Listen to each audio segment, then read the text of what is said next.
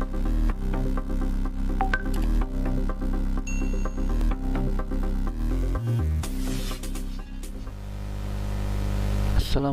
warahmatullahi wabarakatuh. Jumpa lagi kita sahabat pintar. Kali ini kita akan membahas tentang PMP Dikdasmen yang sudah terbit untuk tahap 1 di bulan Oktober.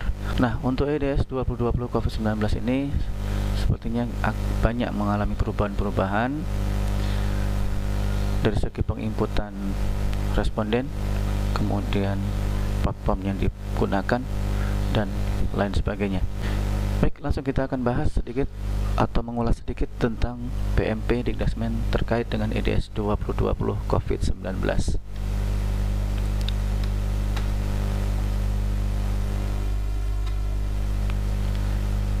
Nah, ada beberapa hal yang akan kita lihat di EDS 2020 ini. Yang pertama, tujuan aplikasinya. Selanjutnya, sasaran pemetaan mutu, responden aplikasi, platform aplikasi yang digunakan, alur-alur aplikasi, fungsi aplikasi mobile dan desktop, gambaran aplikasi EDS 2020, tahapan rilis aplikasi, dan catatan penting. Kita akan bahas pertama, tujuan pemetaan mutu 2020. Tujuan pemetaan mutu 2020 ini yang pertama, melakukan pemetaan kondisi mutu pendidikan di masa pandemi COVID-19. Kemudian memberikan rekomendasi dan tindak lanjut bagi satuan pendidikan di masa pandemi.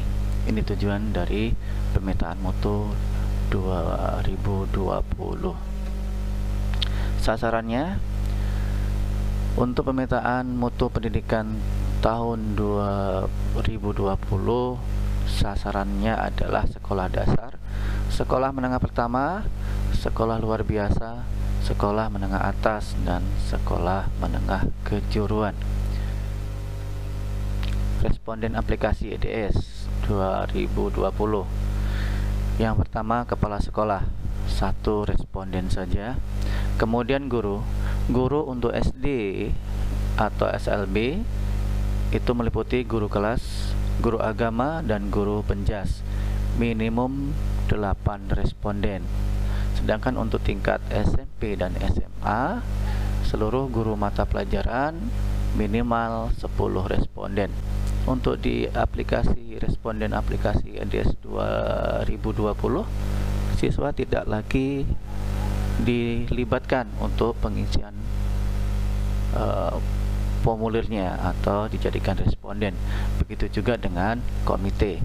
Beda dengan EDS tahun kemarin yang melibatkan siswa, kemudian ada juga komite. Nah, untuk di EDS 2020, siswa dan komite sudah tidak dilibatkan kembali. Kemudian platform aplikasi, ada versi mobile Android, ini untuk offline surface-nya. Kemudian ada versi desktop, ini untuk IDS 2020 offline-nya. Khusus untuk versi mobile Android, ini offline surface, jadi responden mengisikan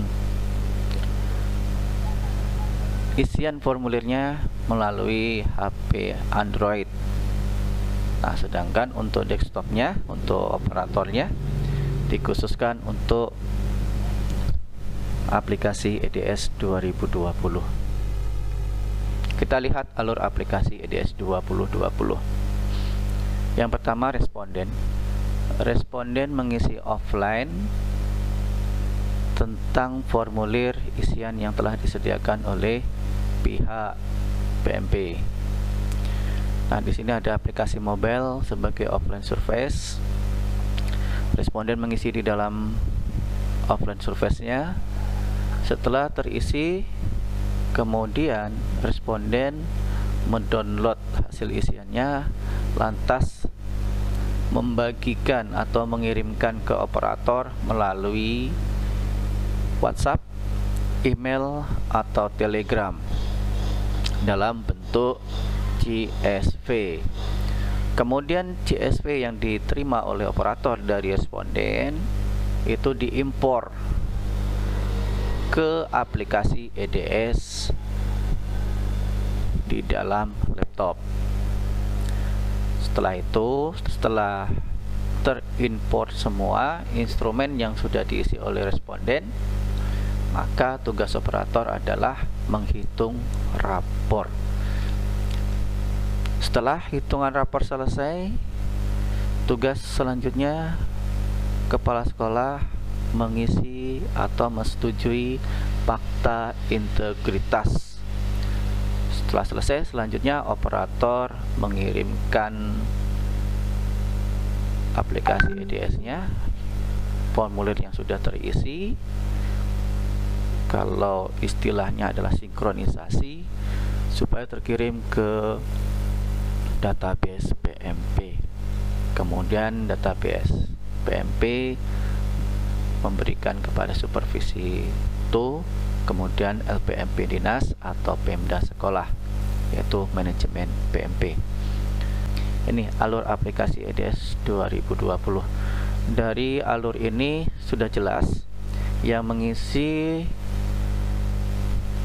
instrumen itu adalah semua responden.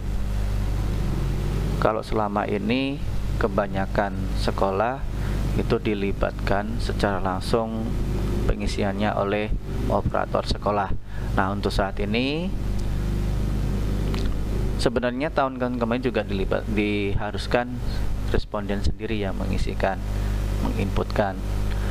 Namun kebanyakan masih dibebankan kepada operator. Nah, untuk tahun 2020 pengisian dilakukan oleh responden masing-masing menggunakan aplikasi mobile. Ini akan sedikit meringankan beban operator. Nah, operator tinggal mengimport instrumen yang sudah dikirimkan oleh responden. Jadi tidak menginputkan kembali secara satu persatu. Kemudian kita sedikit melihat fungsi aplikasi mobile offline surface. Yang pertama yang bisa dilakukan adalah menginstalasi aplikasi via Google Play Store. Kemudian pengambilan instrumen dari server. Lanjut pengisian instrumen EDS 2020 COVID-19 oleh masing-masing responden. Jadi setelah kita download aplikasi, kita ambil instrumen dari server PMP-nya. Selanjutnya kita isi instrumen EDS 2020 COVID-19-nya. Kemudian submit pengisian selesai melalui smartphone masing-masing. Ekspor hasil pengisian menjadi CSV, kirim file CSV kepada operator sekolah. Ini tugas setiap responden. Setiap responden yang sudah ditunjuk mewakili responden lainnya, guru-guru lainnya. Yang pertama dilakukan adalah mendownload aplikasi Play Store, kemudian mengambil instrumen dari server, mengisi, kemudian mengekspor dan mengirimkan file berbentuk CSV kepada operator sekolah. Kemudian fungsi aplikasi desktop, ini tugas operator. Yang pertama instalasi aplikasi, registrasi atau tarik data dapodik atau prefill, kemudian import file pengisian via Android IDS. Ini yang dilakukan oleh responden. Kemudian pilih kandidat, kemudian pengisian responden instrumen EDS 2020, ini alternatifnya. Kemudian cek progres pengisiannya, kemudian hitung rapor mutu, selanjutnya sinkronisasi. Tugas operator tidak jauh beda dengan IDS yang tahun kemarin. Gambaran aplikasi EDS 2020. Ini gambarannya. Instrumen keunggulannya menyesuaikan dengan kondisi pandemi. Potret keterangannya, potret mutu kondisi pandemi. Jumlah responden ada SD, SLB minimum 8 guru plus 1 capsek. SMP SMA 10 guru plus 1 capsek, atau jumlah guru di sekolah tersebut. Jadi seluruh guru boleh mengisi. Responden berkurang dibanding tahun 2019 karena siswa dan komite tidak lagi mengisi responden. Kemudian platform aplikasi pengisian dapat menggunakan mobile dan desktop. Keterangannya fleksibilitas mekanisme pengisian. Ya, ini lebih memudahkan pengisian instrumennya. Kemudian integrasi ke Dapodiknya. Syarat instalasi EDS, data awal itu prefill, data Dapodik untuk menghitung rapor mutu di lokal. Hitung rapor mutu dirilis pada batch berikutnya. Jadi nanti ada 2 tahap. Tahap pertama di bulan Oktober itu instalasi, tahap kedua di bulan November itu batch-nya yang muncul. Kemudian registrasi offline menarik data dari Dapodik lokal atau server melalui prefill. Jadi kalau kita menggunakan yang lokal, maka tarik datanya diambil dari Dapodik lokal kita. Sedangkan kalau kita ambil melalui prefill, maka data yang diambil yang sudah disinkronisasikan dan disimpan di database Dapodik. Keterangannya boleh pilih salah satu alternatif registrasi, boleh lokal, juga boleh menggunakan prefill. Kemudian sinkronisasi, penambahan faktor keamanan sinkron.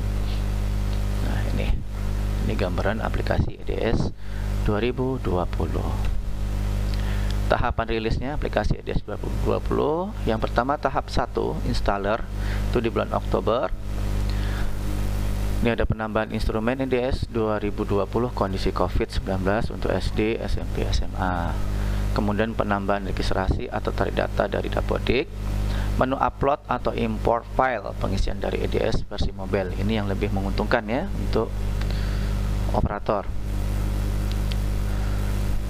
Kemudian perubahan jenis dan jumlah responden pengisian kuesioner. Betul, karena untuk siswa dan komite sudah tidak diikut sertakan dalam pengisian kuesionernya. Kemudian pengecekan progres pengisian, sinkronisasi menyesuaikan perubahan registrasi dan integrasi data Dapodik. Tahap kedua khusus untuk patch itu di bulan November. Pembaruannya penambahan instrumen EDS 2020 khusus SLB. Kemudian pembaruan menghitung rapor mutu menggunakan data Dapodik lokal. Selanjutnya sinkronisasi menyesuaikan perubahan atau pembaharuan. Catatan penting, aplikasi EDS dapat diinstal hanya pada komputer atau laptop yang sudah terinstal aplikasi Dapodik dan menyesuaikan dengan kondisi pandemi. Ini sama dengan aplikasi tahun kemarin, harus terinstal aplikasi Dapodik terlebih dahulu, baru bisa install aplikasi EDS. Kemudian registrasi dilakukan secara offline, dapat menggunakan data Dapodik lokal sekolah maupun dari server menggunakan prefill. Pengisian instrumen oleh responden dianjurkan menggunakan ponsel pintar berbasis Android oleh masing-masing responden. Ini yakin dan percaya semua responden sudah memiliki ponsel pintar. Pengisian dapat dilakukan pada aplikasi EDS 2020 offline jika responden tidak memiliki ponsel, dengan tetap mengisi sendiri. Catatan pentingnya adalah dengan tetap mengisi sendiri. Jadi kalau gurunya tidak memiliki HP atau kepala sekolahnya tidak punya HP, maka pengisian juga dapat dilakukan melalui aplikasi EDS 2020 offline yang sudah diinstal di laptop operator. Catatannya dengan tetap mengisi sendiri. Kemudian rilis aplikasi akan dilakukan 2 tahap. Oktober tahap 1 fokus pada pengisian instrumen. Kemudian November tahap 2 fitur penghitungan rapor mutu bersumber dari Dapodik sekolah. Kemudian tambahannya adalah instrumen dari SLB. Catatan penting ke-6, instrumen disusun untuk jenjang SD, SMP, dan SMA. Untuk SLB menyusul jika sudah final.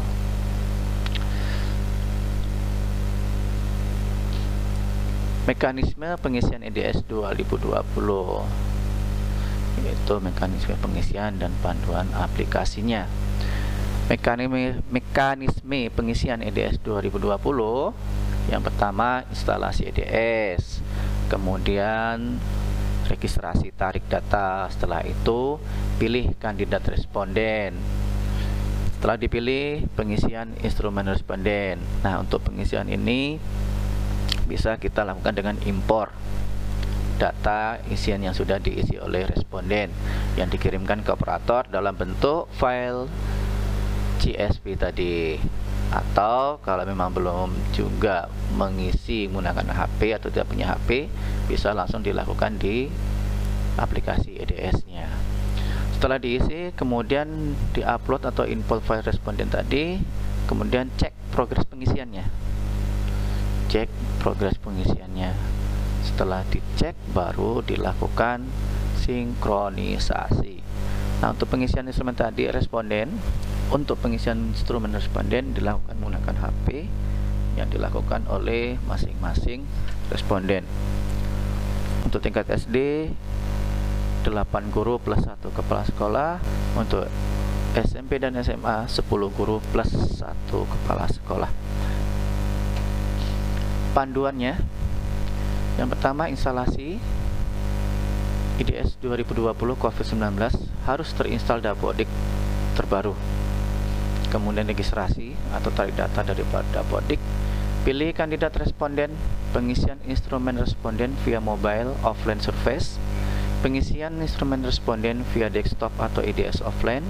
Catatannya tetap mengisi sendiri. Kemudian upload atau impor file responden, cek progres pengisian, kemudian sinkronisasikan. Ini rilis tahap 1 Oktober. Ini untuk tahap kedua, mekanisme pengisiannya adalah update patch IDS yang sudah diinstal yang tahap pertama. Kemudian cek isian responden. Di sini fungsinya hanya untuk mengecek isian, bukan menginputkan kembali. Kemudian hitung rapor mutunya kembali. Kemudian serahkan ke kepala sekolah supaya di akses fakta integritasnya. Kemudian sinkron, baru muncul hasil rapor mutu, baik bisa diakses melalui lokal maupun melalui server. Ini mekanisme tahap kedua. Ini panduannya: update patch EDS, cek isian responden, hitung rapor mutu, fakta integritas capsec itu submit, kemudian sinkronisasi, hasil rapor mutu dikirim melalui lokal maupun server. Persiapan registrasi via Prefill. Unduh Prefill EDS untuk registrasi dengan Prefill, bukan tarik data Dapodik. Pindahkan file Prefill ke dalam folder C Prefill Dapodik. Pasang installer aplikasi EDS 2020 COVID-19. Registrasi dengan akun yang sama dengan unduh Prefill. Ini cara unduh Prefill atau registrasi via Prefill. Yang pertama, kita tentunya masuk ke link pmp.kemdikbud.go.id/unduhan. Setelah itu, gunakan akun Dapodik terakhir tahun ajaran 2020-2021. Kemudian unduh Prefill digunakan jika melakukan registrasi dengan Prefill. Nah, untuk mengunduh Prefill ini biasa pakai username, kemudian password, kemudian kode registrasi. Nah, itu sekilas gambaran tentang EDS tahun 2020 COVID-19 yang instrumennya sudah disesuaikan dengan era pandemi COVID-19 ini.